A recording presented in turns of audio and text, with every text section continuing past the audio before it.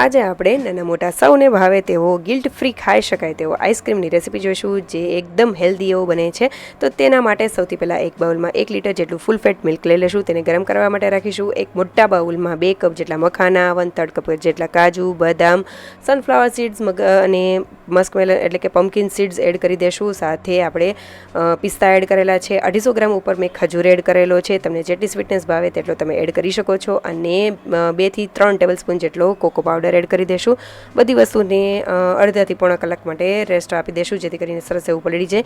બદામના મેં છાલ નથી કાઢેલી, અલગથી નહોતા પલાળેલા, એટલે આ રીતે મેં બહાર કાઢીને તેને કરેલા છે, તમે અલગથી કરી શકો છો। હવે તે બધી વસ્તુને આપણે સરસ એવું એકદમ ફાઇન એવું પેસ્ટ થઈ જાય એ રીતે ગ્રાઇન્ડ કરી લેશું અને બધી વસ્તુ એક હારે મિક્સ કરી લેશું અને ત્યારબાદ એક કન્ટેનરમાં ભરીને રાખી દેશું। હવે મેં આ રીતના આઈસ્ક્રીમના મોલ્ડ લીધેલા છે, એટલે કે કેન્ડી મોલ્ડ। તો તમે કોઈ પણ વસ્તુ લઈ શકો છો, તમારી પાસે આ રીતના ન હોય તો પેપર કપ પણ લઈ શકાય છે, જે ચાના કપ હોય કે જે પાણીના કપ આવે છે પેપર, એ પણ લઈ શકાય। તો હવે આ રીતે આપણે તેને સેટ કરવા માટે રાખી દઈશું ફ્રીજમાં। તો તમે જોઈ શકો છો કે આટલી વસ્તુમાં કેટલો આપણો આઈસ્ક્રીમ બને છે અને આ આઈસ્ક્રીમ ખૂબ જ હેલ્ધી સાથે ટેસ્ટી પણ એટલો બને છે।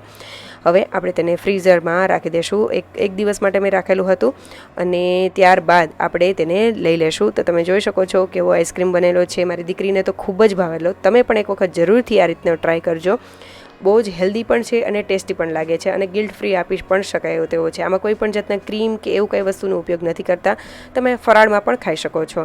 હવે આપણે કેન્ડીને પાણીમાં રાખીને અને તેને સરસ એવી ડીમોલ્ડ કરી લેશું। ઉપરથી મેં ડ્રાયફ્રૂટ એડ કરેલા છે અને આ છે ચોકલેટ સિરપ, જે ટોટલી ઓપ્શનલ છે, તમારે એડ કરવું હોય તો કરી શકો, સ્કીપ પણ કરી શકાય છે, એમનેમ પણ ખાવાની મજા આવશે એવો આઈસ્ક્રીમ બને છે। અને ચોકલેટ ફ્લેવર એવી હોય છે કે જે બધાને ભાવતી હોય છે, તો તમે જરૂરથી આ રેસીપી ટ્રાય કરજો। ઇનકેસ તમે ફરાળમાં ચોકલેટ ન ખાતા હોય તો સ્કીપ પણ કરી શકો છો, પણ જરૂરથી આ રેસીપી ટ્રાય કરજો। અને જો તમે ક્યારે પણ બનાવેલો હોય તો મને કમેન્ટ કરીને જરૂરથી જણાવજો અને જો રેસીપી સારી લાગે તો લાઇક, શેર અને સબસ્ક્રાઈબ કરજો, ફોલો કરવાનું ભૂલતા નહીં। Thank you for watching.